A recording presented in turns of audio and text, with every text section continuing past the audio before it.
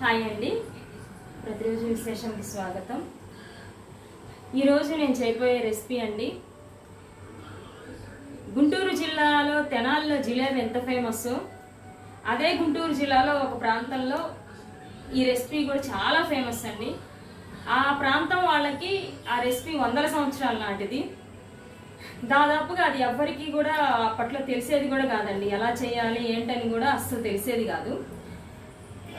మేము కూడా అది అసలు ఒక్కసారి తింటే బాగుండు, డబ్బులు కొనుక్కుంటే బాగుండు అని అనుకునేవాళ్ళం. మా చిన్నతనంలో కూడా అంత బాగుండేదండి. అసలు ఎలా చేశారు ఇది అని ఎవ్వరికి కూడా తెలిసేది కాదు. నేను తర్వాత పెద్ద అయిన తర్వాత ఈ మధ్య కాలాల్లో అసలు ఏమేమి ఉన్నాయి దాంట్లో ఏం వేశారు అని బాగా 2-3 సార్లు కొనుక్కొని తిన్న తర్వాత అప్పుడు నాకు అర్థమైంది, వీటిలో ఇవి వేసి చేశారు ఇట్లా. కానీ చేశాను 2-3 టైమ్స్ చేశానండి. చాలా బాగా వచ్చింది. ఆ సేమ్ టేస్ట్ అలాగే వచ్చిందండి. అది ఫిరంగిపురం లూర్దు పకోడీ అండి. చాలా ఫేమస్ అండి, అసలు ఇప్పటికీ ఫేమస్. కానీ అప్పటంత టేస్ట్ అనేది అయితే ఏ పదార్థానికి అప్పట్లో ఉన్నంత టేస్ట్ అయితే ఉండట్లేదు. ఈరోజు మనం లూర్దు పకోడీ, ఫిరంగిపురం ఫేమస్ లూర్దు పకోడీ ఎలా చేయాలో చూద్దాం. ఓకేనా? దానికి కావాల్సిన పదార్థాలన్నీ ఏంటో ఇప్పుడు మీకు చూపిస్తాను. ఉల్లిపాయలండి, మనం మన ఇంట్లో ఎంతమంది ఉన్నారు, ఎంత క్వాంటిటీలో చేసుకోవాలనేది మనకి తెలుస్తుంది కదా. నేనైతే ఇవి 3 ఉల్లిపాయలండి, 3 పెద్ద ఉల్లిపాయలు, పెద్ద సైజు ఉల్లిపాయలు 3 తీసుకున్నాను. సన్నగా కట్ చేసుకోవాలండి. సన్నగా అంటే చిన్న ముక్కలు కాదు, మనం పొడవుగా సన్నగా కట్ చేసుకోవాలి. దీన్ని 3 పెద్ద సైజు ఉల్లిపాయలు తీసుకున్నానండి. అవి దీనికి అచ్చం శనగపిండి అయితే వాడకూడదండి. ఇదిగోండి శనగపిండి, ఒక హాఫ్ కప్పు శనగపిండి ఉండాలి దీనికి. ఇది వచ్చేసి వరిపిండి అండి. దీనికి ఎక్కువ క్వాంటిటీలో, ఈ పకోడీకి వరిపిండే ఎక్కువ క్వాంటిటీలో ఉండాలి కాబట్టి ఇది వరిపిండి మాత్రం ఫుల్ కప్పు తీసుకున్నాను. పెద్ద కప్పుతో ఫుల్ కప్పు, ఇదిగోండి ఈ పెద్ద కప్పుతో ఫుల్ కప్పు వరిపిండి తీసుకున్నాను. ఈ చిన్న కప్పులో హాఫ్ కప్పు శనగపిండి తీసుకున్నాను. ఇది కొత్తిమీర అండి, బాగా సన్నగా తరిగి పెట్టుకొని కొత్తిమీర. నేను తీసుకున్న క్వాంటిటీకి నాకు ఈ కొత్తిమీర సరిపోతుంది. ఇవి వచ్చేసి దాల్చిన చెక్క అండి, ఇంత అయితే సరిపోతుంది నాకు. ఇది దాల్చిన చెక్క. ఇది వచ్చేసి లవంగింజలు అండి, ఇవి సరిపోతాయి. ఇది ఇంత చిన్న అల్లం ముక్క, చిన్నులపాయ రెబ్బలండి. ఇవి చిన్నులపాయల రెబ్బలు 6 ఉన్నాయి, ఇవి సరిపోతాయి. ఇంత చిన్న అల్లం ముక్క సరిపోతుంది. ఇవి ధనియాలు 1 స్పూన్ అండి, ఒక టేబుల్ స్పూన్ ధనియాలు, 1 టేబుల్ స్పూన్ జీలకర్ర అండి, 1 టేబుల్ స్పూన్ జీలకర్ర. చూడండి ఇవి పచ్చిమిరపకాయలండి, ఒక 3 పచ్చిమిరపకాయలు. దీంట్లోకి పచ్చిమిరపకాయలు ఎండుమిరపకాయలు 2 వేయాలండి. ఒక 3 పచ్చిమిరపకాయలు, ఒక 4 ఎండుమిరపకాయలండి. ఇవి 2 కలిపి వేసుకోవాలి మనము దీంట్లో. మన పకోడీకి మామూలు పకోడీలాగా ఓన్లీ పచ్చిమిరపకాయలు అయితే దీంట్లో వేయకూడదండి. ఎండుమిరపకాయలు పచ్చిమిరపకాయలు 2 కలిపి వేయాలి.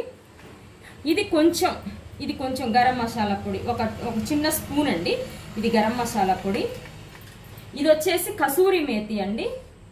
కసూరి మేతి మనకి సూపర్ మార్కెట్లో తప్పకుండా దొరుకుతుంది. కసూరి మేతి 100 గ్రాములు వచ్చి 40 రూపాయలు ఉంటుందండి. మనకి 1 ఇయర్ వస్తుంది. ఒక ప్యాకెట్ తెచ్చుకుంటే 1 ఇయర్ వస్తుంది. చారుల్లోకి, పప్పుల్లోకి అన్నిట్లో వేసుకోవచ్చు. సూపర్ టేస్ట్ ఉంటుందండి కసూరి మేతి ఇది. ఓకేనా అండి? ఇది వచ్చేసి కరివేపాకు. ఇది 4 రెమ్మల కరివేపాకు అండి. ఓకేనా అండి?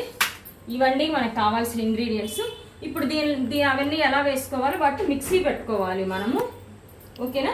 ఇవన్నీ మనం మిక్సీలో వేసుకొని మిక్సీ పట్టుకోవాలి. ఇదిగోండి ధనియాలు, జీలకర్ర, ఎండుమిర్చి,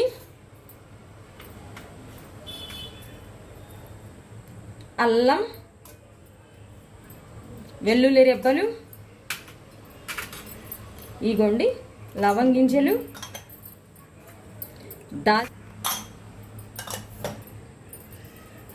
ఇవిగోండి అన్నీ మనం మిక్సీ పట్టుకుందాము. ఇప్పుడు ఇవన్నీ మిక్సీ పట్టుకొని రావాలి. తర్వాత ప్రాసెస్ ఏంటో చెప్తాను. ఓకేనండి? ఇదిగోండి ఇదంతా మిక్సీ పట్టుకొచ్చాను నేను. చూడండి ఇలా ఉండాలండి. మనకి అల్లం వెల్లుల్లి పేస్ట్ లాగా అస్సలు ఉండకూడదు. ఇలా ధనియాలు అయితే మాత్రం చెక్క ఒక్కగా ఉండాలండి, మనకి క్రషింగ్గా ఉండాలి, ఒక్క చెక్కగా ఉండాలి. ఏదైనా సరే అంత మెత్తగానైతే పేస్ట్ అయితే దీనికి అస్సలు పట్టకూడదు, అసలు ఆ టేస్టే పోతుంది.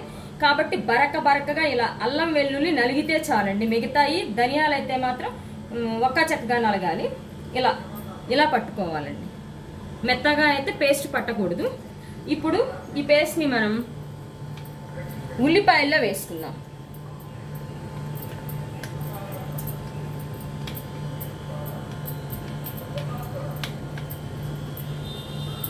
గట్టిగా ఒక 10 రూపీస్ దొరికితే చాలు, ఈ పకోడీ కొనుక్కొని తిందామా అన్నంత టేస్ట్ ఉంటుందండి. అసలు దానికి ఎంత ఫేమస్ అంటే ఆ ప్రాంతంలో ఇప్పటికీ కూడా చాలా మంది అక్కడికి వచ్చి కొనుక్కెళ్తారండి. ఎక్కడెక్కడ వాళ్ళు కూడా ఊళ్ళకి వచ్చినప్పుడు, పని మీద వచ్చినప్పుడు, ఆ ఊరికి వచ్చినప్పుడు తీసుకెళ్తారు. ఇదిగోండి గరం మసాలా పొడి, ఇది కూడా కొంచెం వేసాను. కసూరి మేతి, కరివేపాకు మనం కొంచెం తుంచి వేసుకున్నాం అండి. ఇలా తుంచి వేసుకుందాం. అలా ఆకులుగా లేకుండా దానిలో కలిసిపోతుంది కాబట్టి ఇలా కరివేపాకు తుంచి వేసుకుందాం, బాగుంటుంది.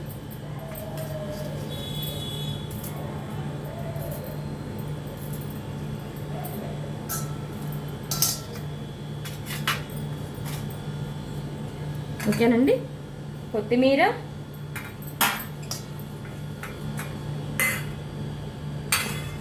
ఫస్ట్ అయితేనండి మనం వీటిని బాగా నలుపుకోవాలండి. దానికన్నా ముందు ఇందులో మనం కొంచెం ఉప్పు వేసుకుందాం, సరిపోయింది. ఇంట్లోకి ఇప్పుడు మనం తగినంత ఉప్పు వేసుకున్నాము. ఉప్పు కూడా ఎక్కువ వేసుకునేంత అవసరం లేదండి, పట్టదు ఎక్కువ. మనకి శనగపిండి ఉన్నప్పుడు ఎప్పుడు ఉప్పు ఎక్కువ పట్టదు, కాబట్టి ఈ మాత్రం ఉప్పు వేసుకుంటే సరిపోతుంది.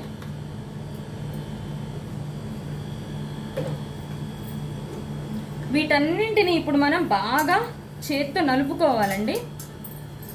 వీటన్నింటిని బాగా ఇందులో నుండి అసలు బాగా సారం వచ్చే వరకు, ఉల్లిపాయల్లో నుండి మనకి వాటర్ రావాలి, బాగా ఉల్లిపాయల్లో నుండి మనకి మంచిగా వాటర్ రావాలి, ఫామ్ అవి రావాలి.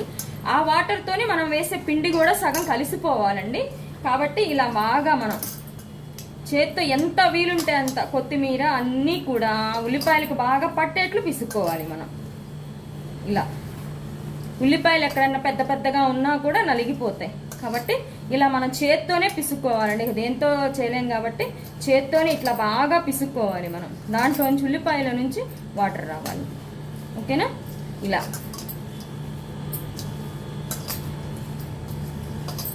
చూడండి, అంత వాటర్ వచ్చి ముద్దగా ఎలా వచ్చేసిందో.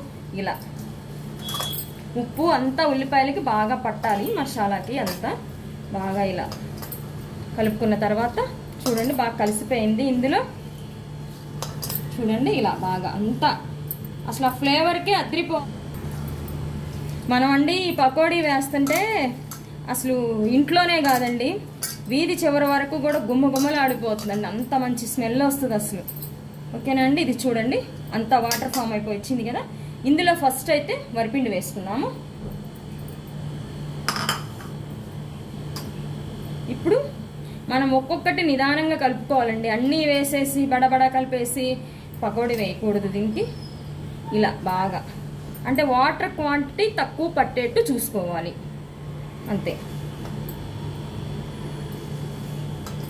ఇలా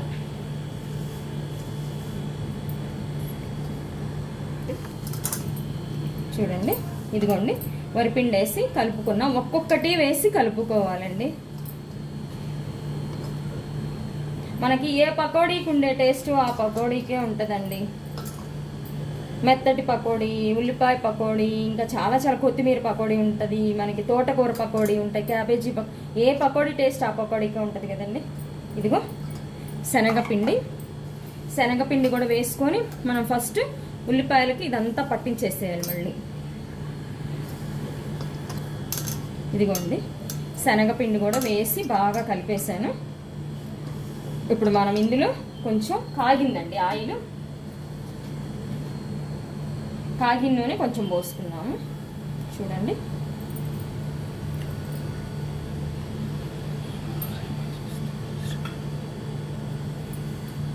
కాగిన నూనె కొంచెం పోసుకొని దీన్ని కూడా బాగా మసాజ్ చేసుకుందాము పిండిని.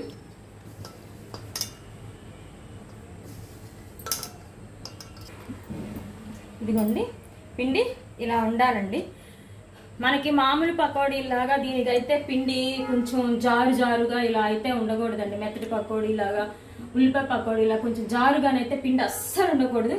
ఇదిగోండి పిండి ఈ కన్సిస్టెన్సీలో ఉండాలి, ఇలా ఉండాలండి. మనకి చపాతీ పిండి మినిమం చపాతీ పిండి ఎంత లూజ్గా కలుపుకుంటామో ఆ లూజ్తో ఈ పిండి ఉండాలండి. లేకపోతే అస్సలు బాగోవు, ఈ రావడం కాదు కానీ ఆ ఫ్లేవర్ అనేది రాదండి, ఆ పకోడీ టేస్ట్ అనేది అస్సలు రాదు. కాబట్టి దీనికి పిండి కలుపుకునే దానిలోనే ఉంటుందండి. ఈ పకోడీకి వచ్చేసి అయితే మసాలా ఎలా వేసుకున్నామో అన్న దానిలో ఉంటుంది, పిండి ఎలా కలుపుకున్నామో అనే దాంట్లోనే ఈ పకోడీ సీక్రెట్ మొత్తం ఉంటుంది. కాబట్టి మనకి లూజ్గా మనం కొంచెం మెత్తగా సెమీ సాఫ్ట్గా చపాతీ పిండి ఎలా కలుపుకుంటామో ఈ పకోడీకి కూడా అలాగే కలుపుకోవాలి. ఓకేనా? అది కాక ఈ పకోడీ అండి మనకి చిన్నగా వేసుకోకూడదు. చిన్న పకోడీలాగా అస్సలు వేయకూడదండి. మనకి ఇవి పెద్దగా వేసుకోవాలి. కొంచెం ఈ సైజులో కొంచెం పెద్దగా వేసుకోవాలి. నేను వేసి చూపిస్తాను. ఓకేనా అండి?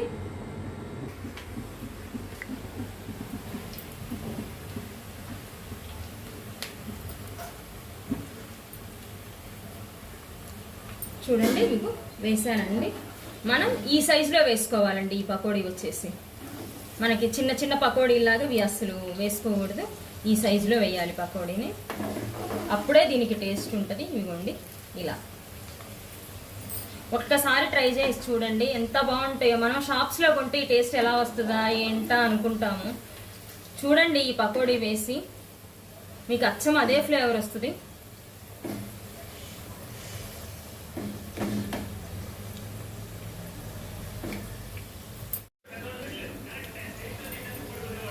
ఇదిగోండి లాస్ట్ ఆయిల్ అయిపోయిందండి. లాస్ట్ వేసేసాను. ఓకేనా? ఒక్కసారి ఈ పకోడీ టేస్ట్ చూడండి. తెలియని వాళ్ళైతే చేసుకోండి, తెలిసిన వాళ్ళకి కాదండి. ఎప్పుడు చేయలేదు తెలియదు టేస్ట్ అని అనుకున్న వాళ్ళైతే కంపల్సరీగా చూడండి. చాలామంది బయట కొనుక్కుంటే ఎందుకు అంత రుచి ఉంటాయి, బయట కొనుక్కుంటే ఎందుకు అంత రుచి ఉంటాయి అనుకుంటారు. ఒకసారి ఈ పకోడీ చేసి చూడండి, మీరే అనుకుంటారు ఇంకెప్పుడు బయట కూడా కొనాలి అనిపించదు. ఒక పావు గంటేనండి టైం మనం స్పెండ్ చేసుకున్నాం అంటే తప్పనిసరిగా మంచి టేస్ట్తో ఈ పకోడీ మనం రుచి చూడొచ్చు.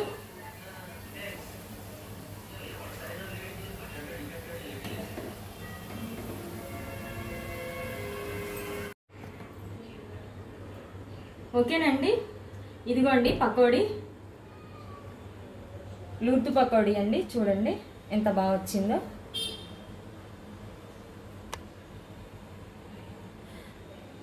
ఓకేనా?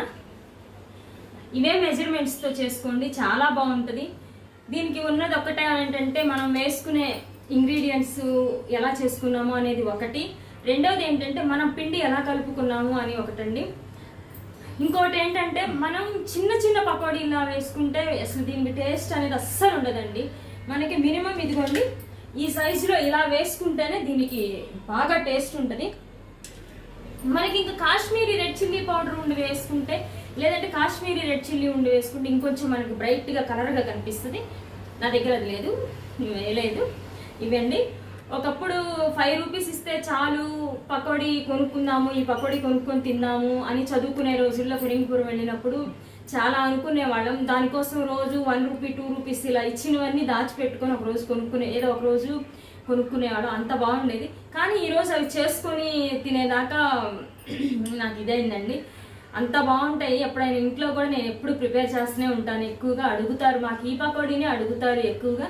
ఎవరైనా మా ఇంటికి చుట్టాలు వచ్చినా అప్పుడప్పుడు చేస్తూనే ఉంటాను నేను. ఓకేనా అండి? ఇదిగోండి లూర్దు పకోడీ.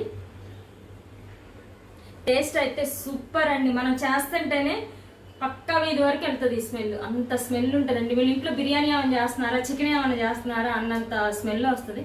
అంత బాగుంటుంది. ఓకేనా అండి? ఈ పకోడీ అందరూ చేసుకోండి. టేస్ట్ ఎలా వచ్చింది కామెంట్స్లో చెప్పండి. Please like, share, subscribe.